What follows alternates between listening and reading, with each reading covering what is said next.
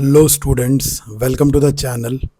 आज हम लोग बात करने वाले हैं स्टैंडर्ड 12th केमिस्ट्री के चैप्टर नंबर सेकंड इलेक्ट्रोकेमिस्ट्री के बारे में। आज मैं आप लोग को बताने वाला हूं कि इलेक्ट्रोकेमिस्ट्री चैप्टर में आपको स्कूल लेवल के लिए क्या क्या पढ़ के जाना है, क्या क्या नहीं पढ़ना है, कहाँ कहाँ से आपको थ्योरेटिकल क्वेश्चंस पूछे जाएंगे, कहाँ कहाँ से आपको न्यूमेरिकल्स पूछे जाएंगे। ठीक है, तो आइए शुरू करते हैं। सबसे पहले देखिए, थ्योरेटिकल क्वेश्चंस जो पूछे जाएंगे आपको, वो molar conductivity, conductivity and effect of dilution, मतलब मोलर कंडक्टिविटी और कंडक्टिविटी पे डाइल्यूशन का क्या इफेक्ट पड़ता है, इससे रिलेटेड क्वेश्चन पूछा जाएगा। मोलर कंडक्टिविटी का डेफिनेशन, कंडक्टिविटी का डेफिनेशन और इफेक्ट ऑफ डाइल्यूशन। सेकंड, एक और इंपॉर्टेंट थ्योरेटिकल क्वेश्चन है Kohlrausch law and its application. Direct आपको पूछता है state and explain Kohlrausch law and its applications. Third है आपका टॉपिक है इलेक्ट्रोकेमिकल सेल। देखिए, इलेक्ट्रोकेमिकल सेल से ज़्यादातर न्यूमेरिकल्स ही पूछे जाएंगे, थ्योरेटिकल क्वेश्चंस बहुत कम पूछे जाते हैं। ठीक है, न्यूमेरिकल्स ही ज़्यादातर पूछे जाते हैं। एक इंपॉर्टेंट थ्योरेटिकल क्वेश्चंस पूछा जाता है, what is salt bridge and right it's functions, तो इसको आपको कर लेना है। आगे फिर और एक आपको थ्योरेटिकल क्वेश्चन पूछ सकता है Faraday's law, Faraday's first law and second law of electrolysis से आपको क्वेश्चन पूछे जा सकते हैं। आपको बोलेगा state and explain Faraday's first law of electrolysis और सेकंड लॉ ऑफ इलेक्ट्रोलिसिस।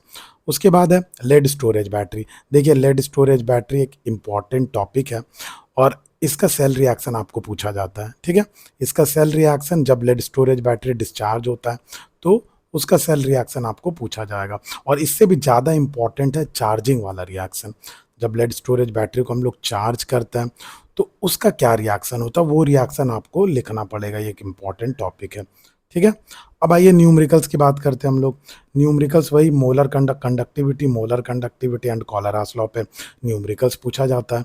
फिर आपको इलेक्ट्रोकेमिकल सेल में सेल पोटेंशियल, ठीक है, पे न्यूमेरिकल्स पूछा जाएगा। नस्ट इक्वेशन पे न्यूमेरिकल्स पूछा जाएगा। उसके बाद अगला टॉपिक है relationship between cell potential and equilibrium constant and गिव्स फ्री एनर्जी, मतलब सेल पोटेंशियल का रिलेशन इक्विलिब्रियम कांस्टेंट के साथ, उसको रिलेट करके न्यूमेरिकल पूछेगा। उसके बाद सेल पोटेंशियल और गिव्स फ्री एनर्जी के साथ जो रिलेशन होता है उस पे न्यूमेरिकल्स पूछा जाएगा। ठीक है, अगला टॉपिक फिर है, देखिए, इलेक्ट्रोकेमिकल सीरीज। इलेक्ट्रोकेमिकल सीरीज में क्या होता है ना, सारे इलेक्ट्रोड्स का स्टैंडर्ड रिडक्शन पोटेंशियल को एक साथ इकट्ठा कर दिया रहता है। ठीक है, उनके इंक्रीजिंग ऑर्डर में। तो वहाँ से क्या पूछा जाता है, रिलेटिव ऑक्सीडाइजिंग और रिड्यूसिंग नेचर अरेंज करना, मतलब कुछ कुछ इलेक्ट्रोड्स का स्टैंडर्ड रिडक्शन पोटेंशियल वैल्यू आपको दिया रहेगा और बोलेगा उनको उनके ऑक्सीडाइजिंग और रिड्यूसिंग नेचर के बेसिस पे अरेंज कीजिए आप। ठीक है, in the increasing order of their oxidising nature और रिड्यूसिंग नेचर, जैसा भी हो, ये आपको क्वेश्चन पूछता है।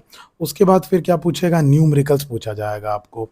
किस पे न्यूमेरिकल्स पूछा जाएगा, इलेक्ट्रोलिसिस पे। ठीक है, करंट फाइंड करना, टाइम फाइंड करना, ठीक है, amount of the substance deposited, like जैसे इलेक्ट्रोलिसिस अगर हो रहा है सेल AgNO3 या CuSO4 सोल्यूशन का, तो कितना कॉपर डिपॉजिट होगा कैथोड पे। ठीक है, और अगर मान लीजिए एनोड पे किसी तरह कोई गैस लिबरेट हो रहा है, ठीक है, in the process of electrolysis, तो कितना उसका वॉल्यूम आपका इवॉल्व होगा STP पे उस गैस का, कितना चार्ज लगेगा, कितना करंट यूज़ होगा, ठीक है, कितना टाइम लगेगा, इस सबसे रिलेटेड क्वेश्चंस न्यूमेरिकल्स आपको पूछे जाएंगे। ठीक है, तो ये सब टॉपिक्स को आपको कर लेना है। मिलता है नेक्स्ट वीडियो में, तब तक के लिए बाय।